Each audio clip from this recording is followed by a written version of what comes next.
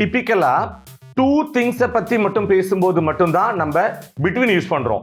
பிரெத்னா மூச்சு, அது வந்து நவுன். குட் அப்படிங்கிறது ஆட்ஜெக்டிவ். ஆனா இந்த இடத்துல நம்ம என்ன யூஸ் பண்ணணும்?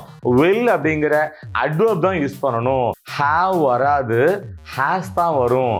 அன்லெஸ்க்கு பக்கத்துல எப்பயுமே நெகட்டிவ் வராது. ஆன் அப்படிங்கிற ப்ரிப்போசிஷன் யூஸ் பண்ணக்கூடாது.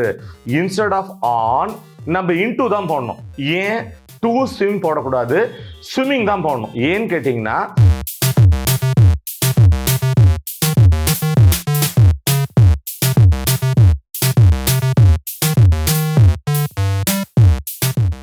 believe you can and you are halfway there. நம்மளால முடியும் நம்ம நம்பினாலே நம்ம எடுத்துட்ட காரியம் பாதி முடிஞ்சதுக்கு சமம். எல்லாரும் எப்படி இருக்கீங்க? நான் சூப்பரா இருக்கேன். Welcome to samispoken english. இன்னைக்கு நம்ம பார்க்க போற lesson common mistakes in English. So English பேசும்போதும் எழுதும்போதும் நம்ம என்னென்ன மிஸ்டேக்ஸ் பண்றோம், அதை எப்படி ரெக்டிஃபை பண்றதுன்னு இந்த லெசன்ல பார்க்க போறோம். Are you all ready?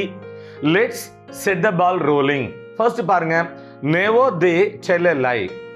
never they tell a lie என்ன சொல்ல வரோம்?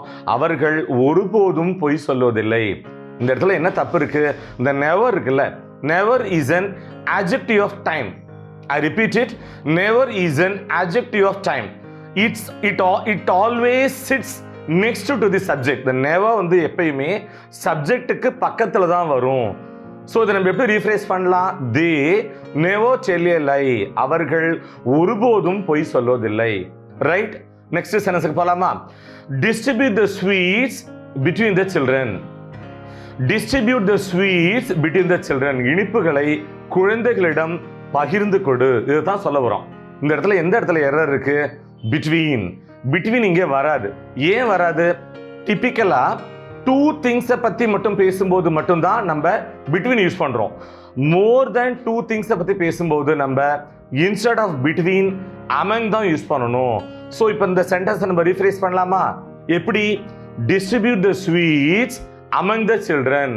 இனிப்புகளை குழந்தைகளிடம் பிரித்து கொடு. ரைட், நெக்ஸ்ட் போலாமா? we can't breathe under the water. we can't breathe under the water என்ன சொல்ல வரோம்? தண்ணிக்கு அடியில நம்மளால மூச்சு விட முடியாது. ஆனா இந்த இடத்துல என்ன தப்பு இருக்கு? breath, பிரெத்னா மூச்சு, அது வந்து நவுன். ஆனா நம்ம என்ன சொல்ல வரோம்? தண்ணிக்கு அடியில மூச்சு விட முடியாதுன்னு சொல்றோம். ஸோ மூச்சு விடுதல், it is a verb. So மூச்சு விடுறதுக்கு என்ன verb? breathe. என்ன ஸ்பெல்லிங்? breathe. ஸோ இந்த சென்டென்ஸை நம்ம ரீஃப்ரேஸ் பண்ணலாமா? எப்படி ரீஃப்ரேஸ் பண்ண போறோம்? we can't breathe under the water. தண்ணிக்கு அடியில நம்மளால மூச்சு விட முடியாது. got it? புரிஞ்சுடுதா? நெக்ஸ்ட் போலாமா? she speaks english good. she speaks english good. அவள் நன்றாக ஆங்கிலம் பேசுகிறாள். எந்த இடத்துல மிஸ்டேக் இருக்கு? குட் அப்படிங்கிறது என்ன? ஆட்ஜெக்டிவ். ஆனா இந்த இடத்துல நம்ம என்ன யூஸ் பண்ணணும்? வெல் அப்படிங்கிற அட்வர்ப் தான் யூஸ் பண்ணணும். ஸோ இந்த சென்டென்ஸை நம்ம ரீஃப்ரேஸ் பண்ணலாமா? she speaks english well. அவள் நன்றாக ஆங்கிலம் பேசுகிறாள். நெக்ஸ்ட் சென்டென்ஸ்க்கு போலாமா? either Mala or Kaala have done it. either Mala or Kaala have done it. காலாவோ மாலாவோ அதை செய்திருக்கிறார்கள். எந்த இடத்துல தப்பு இருக்கு? have வராது, has தான் வரும். ஏன்? either always takes a singular verb. so இதை நம்ம ரீஃப்ரேஸ் பண்ணலாமா? either Mala or Kala has done it. கலாவோ மாலாவோ அதை செய்திருக்கிறார்கள். ரைட், நெக்ஸ்ட் சென்டென்ஸ்க்கு போறோம். unless you do not spend money you can't get any job nowadays. unless you do not spend any money you can't get any job nowadays. நீ பணத்தை செலவழித்தாலுடைய இக்காலங்களில் உனக்கு எந்த வேலையும் கிடைக்காது. அதுதான் இந்த இடத்துல சொல்ல வரோம். இந்த இடத்துல என்ன மிஸ்டேக்? அன்லெஸ்க்கு பக்கத்துல எப்பயுமே நெகட்டிவ் வராது. ஐ ரிப்பீட் இட், அன்லெஸ்க்கு பக்கத்துல எப்பயுமே நெகட்டிவ் வராது. ஸோ இந்த சென்டென்ஸை நம்ம ரீஃப்ரேஸ் பண்ணலாமா? எப்படி ரீஃப்ரேஸ் பண்ண போறோம்?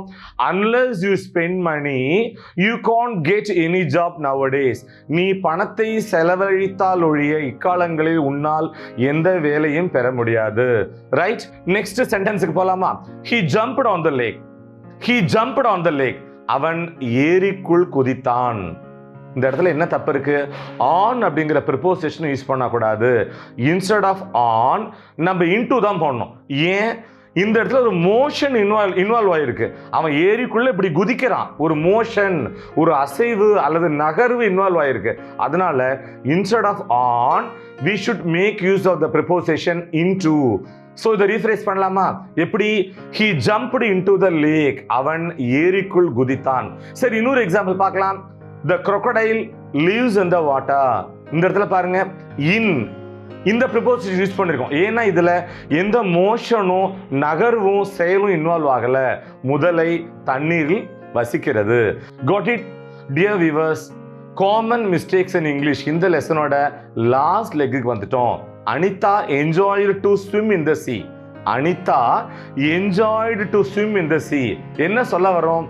கடலில் நீச்சல் அடித்ததை அனிதா என்ஜாய் பண்ணா, ரசிச்சா, அனுபவிச்சான்னு சொல்ல வரோம். இந்த இடத்துல என்ன மிஸ்டேக்?